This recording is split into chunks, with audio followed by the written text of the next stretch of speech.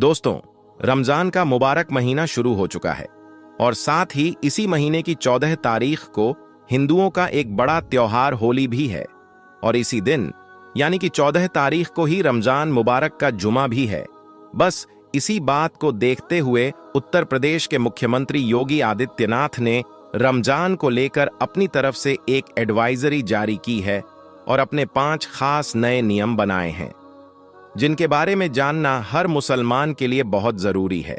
आज हम आपको इसी के बारे में बताने वाले हैं कि रमजान को लेकर उत्तर प्रदेश के मुख्यमंत्री योगी आदित्यनाथ ने क्या बड़ा बयान दिया है और 5 ऐसे कौन से खास नए नियम बनाए हैं जिनको लेकर योगी सरकार ने अपने आला अधिकारियों को सख्त निर्देश दिए हैं। जानकर यकीनन आप भी हैरान रह जाओगे, इसलिए आज का यह वीडियो आप सभी के लिए बहुत खास है। आप इस वीडियो को आखिर तक जरूर देखें और आप सबसे यह गुजारिश है कि आप इस वीडियो को लाइक करें या ना करें, मगर मेहरबानी करके इसे शेयर जरूर कर दें ताकि और भी मुसलमानों के पास में यह वीडियो पहुंच जाए। तो चलिए दोस्तों, शुरू करते हैं। दोस्तों, जैसा कि आप सभी को मालूम होगा कि उत्तर प्रदेश के मुख्यमंत्री योगी आदित्यनाथ को मुसलमानों के खिलाफ अजीबोगरीब बयान देने के लिए खास जाना जाता है। जब से उत्तर प्रदेश में योगी सरकार बनी है, तब से लेकर अब तक जितने भी मुसलमानों के त्योहार आई हैं, हर बार यही संशय बना रहता है। इस बार पता नहीं योगी सरकार की क्या एडवाइजरी जारी होगी। इस बार इस त्योहार को मनाने की हमें इजाजत मिलेगी या नहीं मिलेगी, हर बार यही संशय बना रहता है।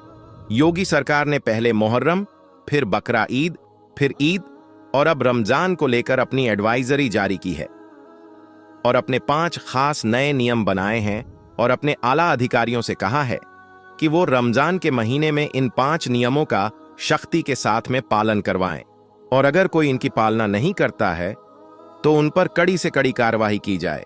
नंबर 1, भीड़ इकट्ठा ना होने पाए।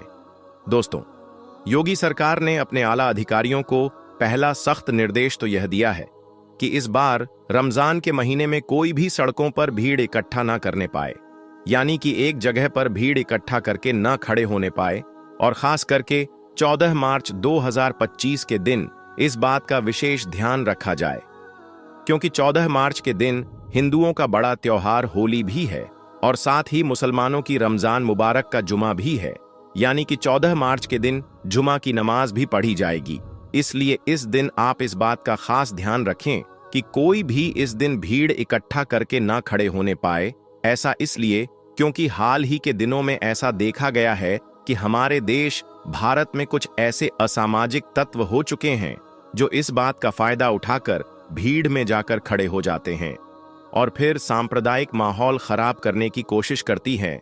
इसलिए योगी सरकार ने इस बार रमजान के महीने में अपने आला अधिकारियों को निर्देश दिए हैं कि वह संवेदनशील इलाकों में मॉनिटरिंग करना शुरू कर दें और माहौल खराब करने वालों को किसी भी हाल में बख्शा ना जाए, उन पर कड़ी से कड़ी कार्रवाई की जाए।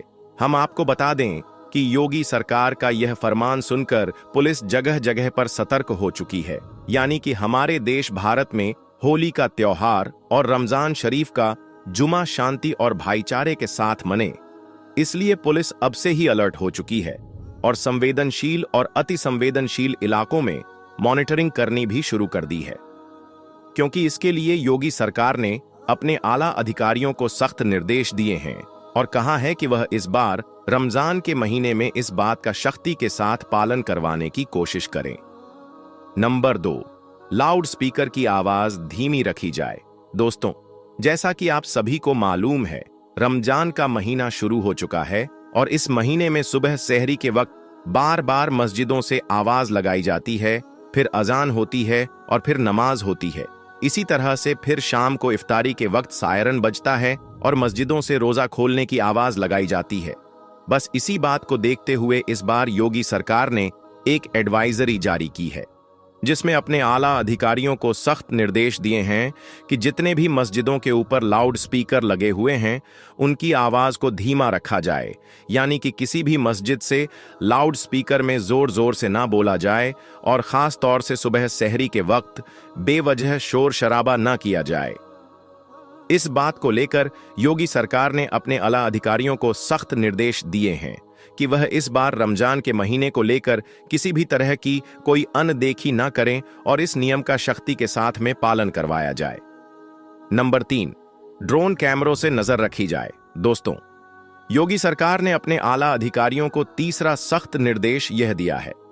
इस बार रमजान के महीने में पूरे प्रदेश में कहीं पर भी अगर कोई माहौल खराब होता है तो इसी जगहों पर फौरन ही धारा 144 लगाते हुए वहां पर नियमों का सख्ती के साथ में पालन करवाया जाए। और यही नहीं, फौरन ही ऐसी जगहों पर सादा वर्दी में महिला और पुलिस को तैनात किया जाए और ड्रोन कैमरों से ऐसी जगहों की खास निगरानी रखी जाए।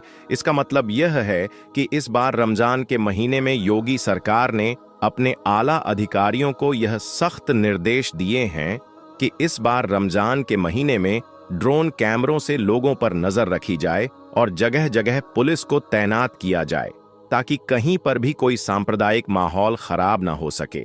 इसके साथ ही जगह जगह पर गाड़ियों की और बाइकों की चेकिंग भी की जाए और अगर कोई पुलिस की कार्यवाही में दखल अंदाजी करने की कोशिश करी तो उस पर फौरन ही कड़ी से कड़ी कार्रवाई की जाए।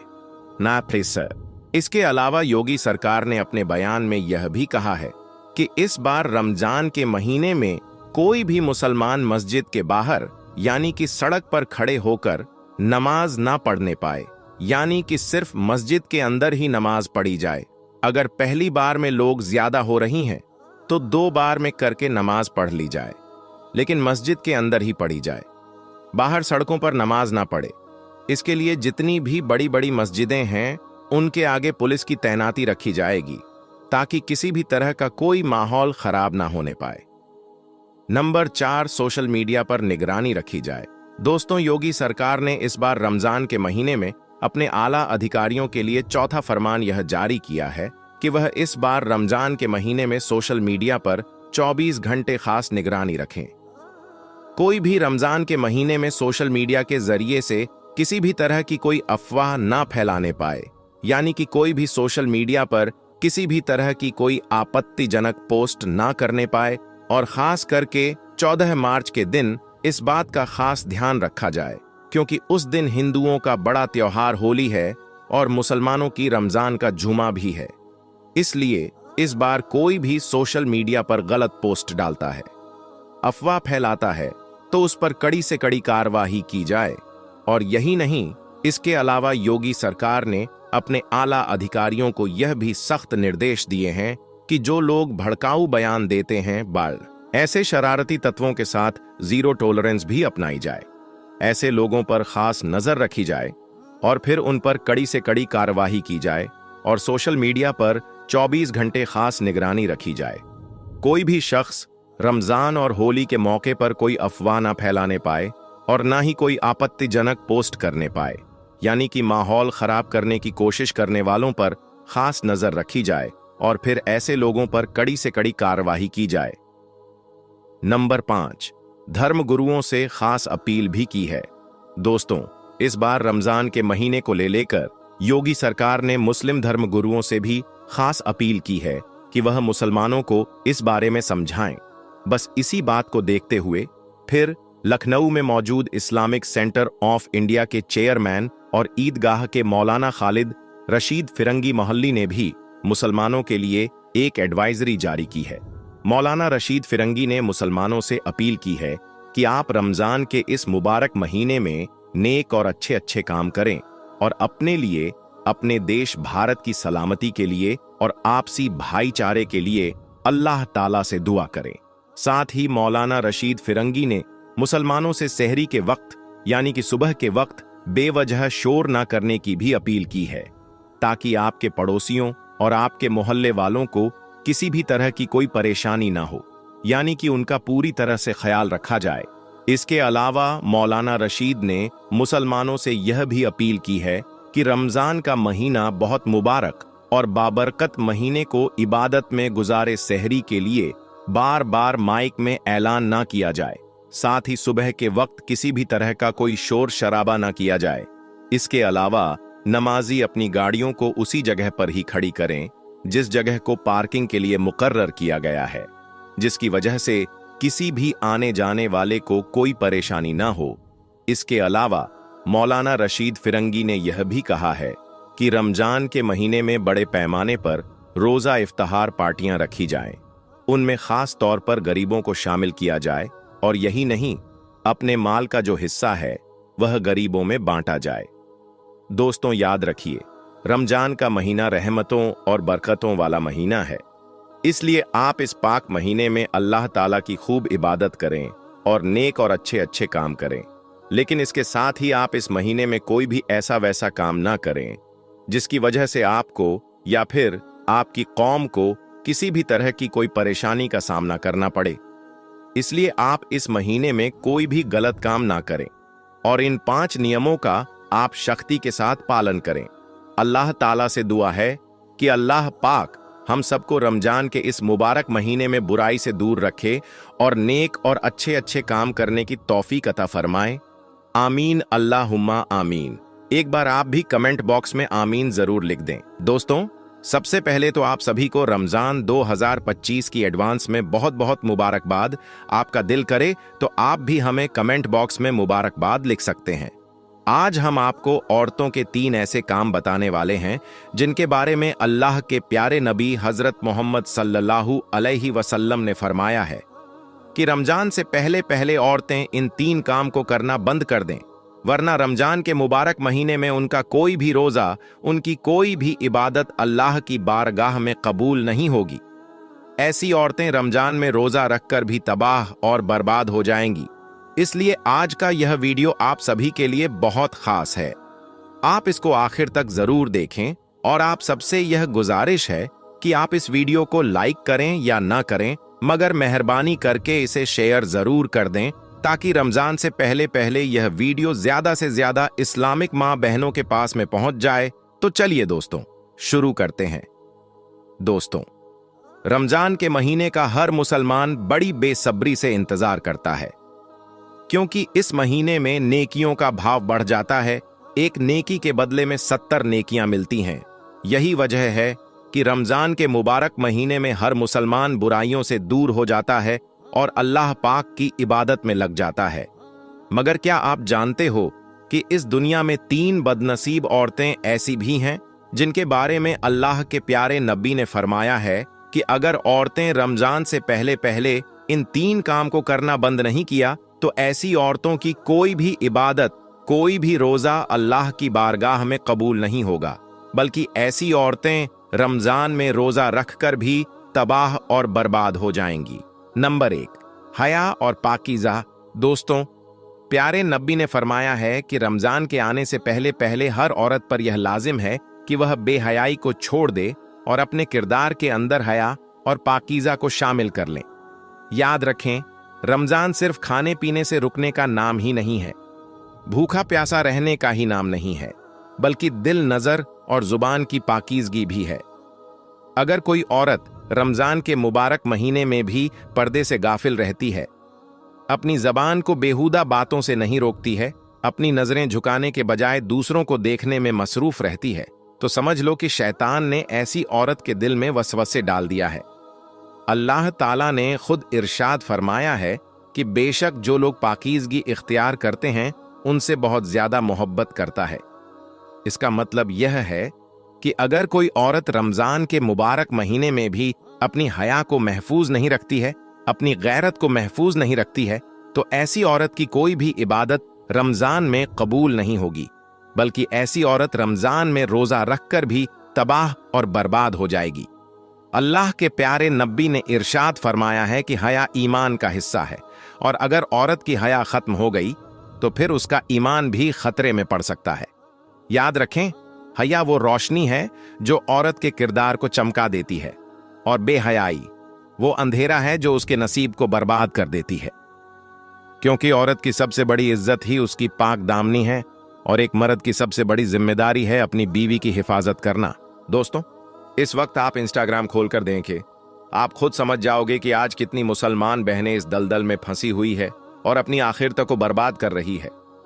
एक जमाने की बात है, एक औरत अपनी हया और पाकीज़गी से बहुत ज्यादा मशहूर थी, मगर उसका इम्तिहान अभी बाकी था। उसका शौहर एक ताजिर था जो हर वक्त सफर में रहता था। वह औरत अकेली अपने रब के साए में अपनी जिंदगी गुजार रही थी। वह जब भी बाजार से गुजरती तो लोग उसकी इज्जत की कस्में खाया करते थे। इस कदर वह नेक दिल औरत थी, क्योंकि उसे पता था कि एक औरत की इज्जत उसकी चादर में नहीं बल्कि उसकी नीयत में होती है। अगर नीयत पाक साफ हो तो फिर दुनिया का कोई भी तूफान उसे गिरा नहीं सकता है। लेकिन याद रखें, आजमाइश हमेशा पाकीज़ा दिलों पर ही आती है। एक दिन एक जालिम हाकिम की नजर इस औरत पर पड़ गई। वह इसके हुस्न से नहीं बल्कि इसकी हया से मुतासिर हुआ, इसलिए वह इसे देखते ही इस पर फिदा हो गया, क्योंकि वह जानता था कि जो चीज दुनिया में कामयाब है वह चीज सबसे ज्यादा कीमती है। इसके बाद उस जालिम हाकिम ने हर तरह से उस औरत को खरीदने की कोशिश की। दौलत, ताकत, वादे और यहां तक कि धमकियां भी दी, मगर वह औरत तो एक चट्टान की तरह मजबूत रही। वह जानती थी कि जो औरत दुनिया के खौफ से झुक जाए वह अल्लाह के यहां पर बुलंद नहीं हो सकती है, और जो औरत अल्लाह के खौफ में जीना सीख लेती है तो फिर यह दुनिया उसके कदमों में गिरने पर मजबूर हो जाती है। इसलिए फिर जब यह औरत उस जालिम हाकिम के झांसे में नहीं आई तो उस जालिम हाकिम ने उस औरत को कैद करने का हुक्म दे दिया, मगर यह औरत फिर भी टस से मस नहीं हुई और बार बार इनकार करती रही। इस तरह से फिर यह औरत उस जालिम हाकिम के कैद खाने में कैद हो गई। फिर ऐसे ही करते करते दिन गुजरता रहा, लेकिन इसने कभी भी अपनी इज्जत पर कोई आंच आने नहीं दी। लेकिन अब कैद में रहने की वजह से उस औरत का जिस्म बहुत कमजोर हो गया था। उसका चेहरा मुरझा गया था, लेकिन उसकी रूह चमक रही थी।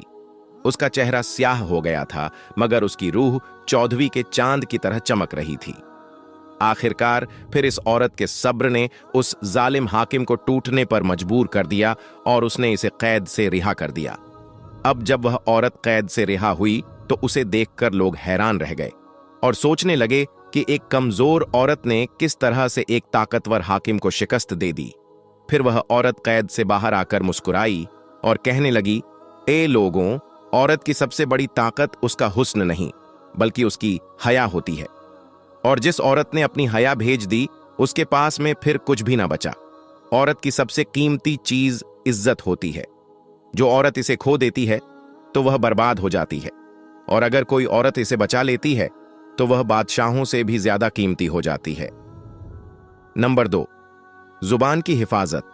दोस्तों, अल्लाह के प्यारे नबी ने फरमाया कि औरत के लिए दूसरी जरूरी चीज यह है कि रमजान के आने से पहले पहले हर औरत के लिए यह भी लाजिम है कि वह अपनी जबान की हिफाजत करे, यानी कि रमजान से पहले पहले बदजुबानी को छोड़ दे। याद रखें, रमजान में जबान का रोजा करना भी जरूरी है, क्योंकि रमजान न सिर्फ जिस्म बल्कि दिल और जुबान को भी पाक साफ करने के लिए आता है। आंसी, अगर कोई औरत रमजान के मुबारक महीने में भी गलत जबान का इस्तेमाल करती है, दूसरों की बुराई करने में अपना वक्त गुजारती है, चुगलखोरी में वक्त गुजारती है, गीबत और झूठ में लगी रहती है, तो समझ लो कि ऐसी औरत रोजा रखकर भी अपना ही नुकसान कर रही होती है। अब जरा आप सोचिए कि अगर कोई औरत अपने रोजे के दौरान अपनी जुबान की हिफाजत न कर सकी तो क्या ऐसी औरत अल्लाह की रहमत के मुश्ताक होगी? क्या वह रमजान की बरकतों की मुश्ताक होगी?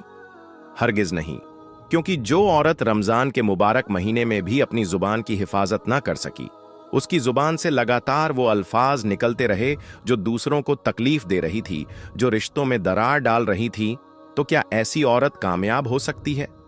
हरगिज नहीं, ऐसी औरत बिल्कुल भी कामयाब नहीं हो सकती है।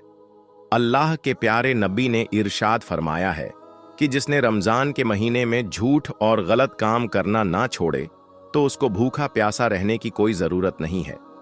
याद रखें, इंसान का सबसे बड़ा दुश्मन उसकी अपनी जबान ही है, जो कोई अपनी जबान को काबू में नहीं रख सकती है। वह अपनी इज्जत और नेकी को बर्बाद कर देती है, और जो औरत अपनी जुबान के वार से दूसरों के दिल को जख्मी करती है तो ऐसी औरत खुद भी कभी खुश नहीं रह सकती है। बनी इज़राइल में एक औरत थी जिसकी जुबान बहुत तेज और बेकाबू थी। हर वक्त वो अपनी जुबान को तेज छुरी की तरह चलाया करती थी। वो अपनी बातों में दूसरों की इज्जत का ख्याल नहीं रखती थी। हर बात पर वो तंज करती थी। वो अपनी जबान से जख्म देने को अपनी इज्जत समझती थी। वहीं पर दूसरी ओर उसका शौहर एक नेक दिल इंसान था। वह हमेशा सब्र से उसकी सख्त बातों को भी बर्दाश्त कर रहा था। हालांकि उसने कई बार अपनी इस बीवी को समझाया भी कि बेगम जुबान का जख्म तलवार के जख्म से भी ज्यादा गहरा होता है, क्योंकि तलवार का जख्म तो भर जाता है लेकिन जुबान की दिए हुए जख्म कभी नहीं भरती है। मगर इसकी बीवी को कभी भी अपनी गलती का एहसास नहीं होता था। वो तो समझती थी कि अल्फाज बस ज़बां में उठ जाती है, इनका कोई हिसाब नहीं होता है।